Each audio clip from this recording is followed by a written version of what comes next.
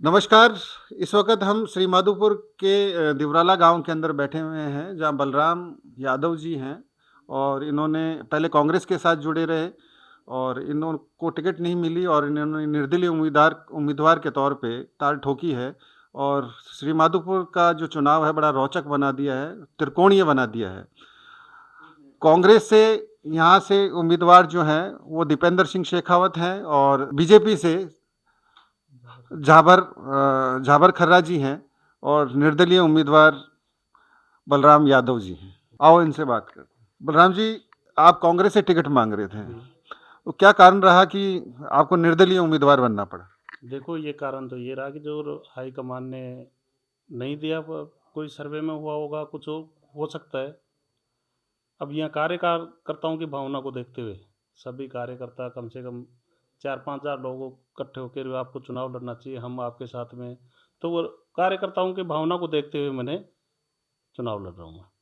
क्योंकि पिछली बार जब मेरी आपसे चर्चा हुई थी तो आपने ये कहा था कि अगर मेरे को टिकट मिले या ना मिले लेकिन मैं कांग्रेस के साथ जुड़ा रहूँगा। लेकिन मुझे बड़ा आश्चर्य हुआ जब आपने ताल ठोक दी श्री माधोपुर से कि मैं चुनाव लड़ने जा रहा हूँ। तो केवल कार्यकर्ताओं की भावना थी या और भी कई कारण थे इसके? नहीं, ये आम जो श्री माधोपुर के मेरे कार्यकर्ता हैं, जो आम जनता है, पूरे श्री माधोपुर के आम जनता की पुकार है ये, ताकि बदलाव हो। आप पूरे श्री माधोपुर क्षेत्र में किसी से भी जाके पूछो, सब लोग परिवर्तन चाह रहे हैं। इन दोनों से ही, जो 40 साल से राज कर रहे हैं, उनसे आम जनता ऊब रही है। इसी कारण को देखते हुए पूरे जो श्री माधोपुर की जनता की पुकार थी, वो देख कर कार्यकर्ताओं ने कि चुनाव लड़ना चाहिए। तो कार्यकर्ताओं का फैसला है वो मेरा कोई फैसला नहीं है। एक व्यक्तिगत सवाल आपसे पूछूं। व्यक्तिगत सवाल मेरा यह है कि आपका राजनीतिक जो है बैकग्राउंड रहा नहीं। आप व्यापारिक से जुड़े रहे, आप ट्रांसपोर्टर रहे। क्या कारण रहा कि आप राजनीति की ओर रुख कर गए? वो तो अब जो जनता की भावना होती है उसी के कारण राजनीति में, जैसे मैं पहले ग्राम पंचायत सरपंच रहा 2015 से 2020 तक। अभी 2021 में जो पंचायत राज चुनाव हुए उसमें मिसेज अपने पंचायत समिति मेंबर है। नहीं, वैसा कोई मेरा पीछे का कोई राजनीतिक बैकग्राउंड है। जो जनता की भावना, जो मैंने श्री माधोपुर क्षेत्र में जो 10 साल से काम कर रहा हूँ, जैसे कोरोना काल में किया, लंपी में किया, जहाँ भी धार्मिक ये कार्यक्रम होते हैं वहाँ लोग बुलाते हैं। तो लोगों की भावना को देखते हुए राजनीति में आना पड़ा है। नहीं, मेरा कोई ऐसी कोई इच्छा नहीं थी कि मैं राजनीति में जाऊँ। आप दीपेंद्र सिंह जी के साथ लंबे अरसे तक साथ काम किया। आज वो आप उनके सामने चुनौती के रूप में हैं। सहज महसूस कर पाते हैं? नहीं, सहज तो जो उनके साथ में पहले तो बहुत व्यक्तिगत लाइजन थे हमारे। वो जिस टाइम में 2008 में विधानसभा अध्यक्ष थे, तब से जुड़ा हुआ था मैं उनसे। उसके बाद मेरा ये तो राजनीति का एक है, कभी की जो बड़े बड़े राजनेता जा रहे हैं, कोई बीजेपी में जा रहा है, कोई बीजेपी का कांग्रेस में आ रहा है। ये तो हालांकि अपना ये ऐसा नहीं है, ये तो कार्यकर्ताओं की भावना को देखते हुए हमने। नहीं, दीपेंद्र सिंह जी के आज भी मेरे कोई मतभेद, ऐसे मनभेद नहीं है, मतभेद हो सकता है। क्या आज भी आत्मा कांग्रेस के अंदर है आपकी? देखो, ये तो नहीं, अभी तो बाद में जो कार्यकर्ताओं की भावना रहेगी वो रहेगी। वो रहेगी। हाँ। कितना मुश्किल है चुनाव आपके लिए? देखो, चुनाव मुश्किल क्या है, चुनाव नहीं जीत रहा हूँ आज मैं। आप भी देख रहे हो इतनी देर से, लगभग आधा एक घंटा आपको हो गया। कितने कार्यकर्ता यहाँ आ रहे हैं, क्या क्या सजेशन दे रहे हैं, अपने को ऐसा करना चाहिए। आप भी पूरे श्री माधोपुर क्षेत्र में घूम के देखे होंगे। चुनाव आज की तारीख में बलराम यादव जीत रहा है, बलराम यादव के कार्यकर्ता जीत रहे हैं, श्री माधोपुर की जनता जीत रही है। लोगों से मैं मिला, लोगों के जहन में एक सवाल था कि जाति के आधार पर चुनाव नहीं जीता जा सकता। तो आप जो इन्फ्लुएंस करेंगे, जिस जाति से आप आते हैं, यादव समाज से, उनको इन्फ्लुएंस करेंगे, तो क्या ये कितना सच है? ये नहीं, ये कोई सच नहीं है। 36 कौम बिरादरी, 36 बिरादरी का चुनाव है। कोई भी राजनेता अपनी एक जाति से कोई चुनाव नहीं जीतता है। जब तक 36 बिरादरी साथ में नहीं होती है, कोई भी राजनेता किसी भी कहीं भी चुनाव नहीं जीत सकता। मेरे साथ में 36 बिरादरी है, 36 बिरादरी साथ दे रही है। 36 बिरादरी का ये चुनाव है, ये अकेले बलराम यादव का नहीं है। बलराम जी, रोड बनती है और चीज़ें, दूसरे डेवलपमेंट के काम होते हैं। कुछ एजेंडे आपने भी पर्सनल सोचे होंगे कि अगर एमएलए के रूप में अगर आप इस क्षेत्र में आते हैं तो इनको मैं प्राथमिकता के साथ करूँगा। देखो जैसे ये तो गवर्नमेंट की जो कार्यशैली होती है वो तो होती है। जैसे हमारे यहाँ थोड़ा सा रूरल एरिया है, एक पहाड़ी क्षेत्र भी है मेरे विधानसभा क्षेत्र में, जहाँ पे सड़कों की लिए तो हमेशा रहती ही रहती है। फिर भी जैसे शिक्षा है, जैसे हमारे लास्ट छोर पे लादी का बास है, वहाँ शिक्षा की बहुत कमी है आज भी। तो उनके लिए जैसे कोचिंग हुआ, पेयजल की है, इतनी इतनी समस्याएं कि जैसे चिकित्सा की है। ये देखते हुए भी मैंने यार, मैं खुद 2015 में इसी को देखते हुए मैंने ये चिकित्सा का या स्कूल भी खोला है, चिकित्सा के लिए हॉस्पिटल भी खोला है, शिक्षा के लिए स्कूल भी खोल रखे मैंने दो, इसी विधानसभा क्षेत्र को ये देख के मैंने।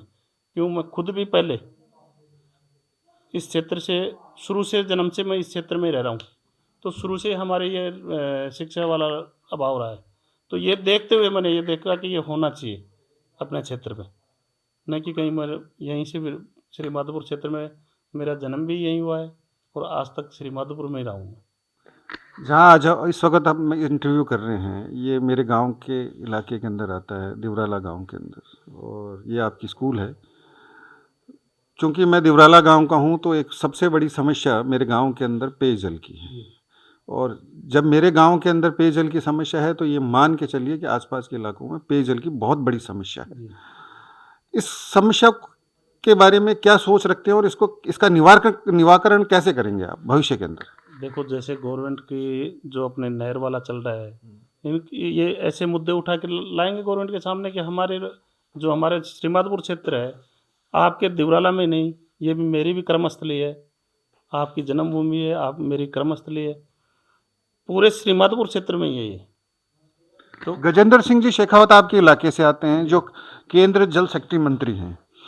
उन्होंने कहा कि मैंने सबसे ज़्यादा बजट राजस्थान में पेयजल के तौर पे दिया और श्रीमाधोपुर को मिला, लेकिन अनियमितताओं के आरोप लगाते हैं वो।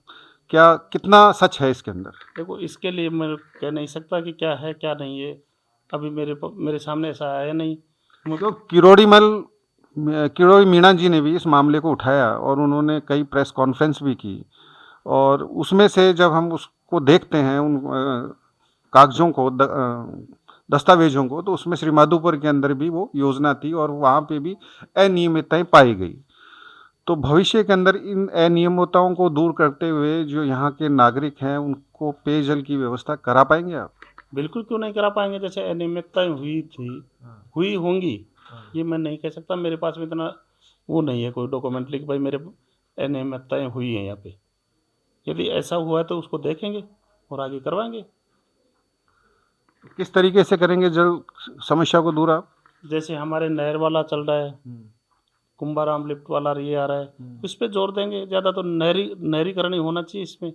भाई नीचे पानी जल स्तर नीचे चला गया, तो नहर के बगैर कोई हो नहीं सकता। परमानेंट कोई सॉल्यूशन होगा तो नहरों से ही होगा। ग्रामीण परिवेश है ये, पानी के पेयजल की समस्या है, तो लोगों को खेती की समस्या है, तो उस खेती की समस्या को कैसे दूर करेंगे साहब? रोजगार से जुड़ा हुआ मुद्दा है ये। देखो रोजगार से हमारे यहाँ है, रोजगार के लिए जैसे अभी मेरी ग्राम पंचायत थी, उसमें कम से कम हमारे मैन्युफैक्चर से कम 150 से 200 जो अपने फेल्सपार पाउडर बनता है। मैं खुद सरपंच था उस टाइम में कम से कम 150 इंडस्ट्री लगवाई मैंने वहाँ। जो सब हमारे यहाँ सीकर साइड के या गुजरात के आके जो फेल्सपार पाउडर बनता है, मोरबी जो अपने टाइल्स बनती है, उनकी मेरी ग्राम पंचायत में 150 फैक्ट्रियाँ हैं आज। तो उसी को देखते हुए इंडस्ट्री हुआ। जैसे बेरोजगारी भी खूब है यहाँ पे पूरे श्रीमाधोपुर में ही, और भी जो भी जैसे होगा इंडस्ट्री एरिया भी होना चाहिए।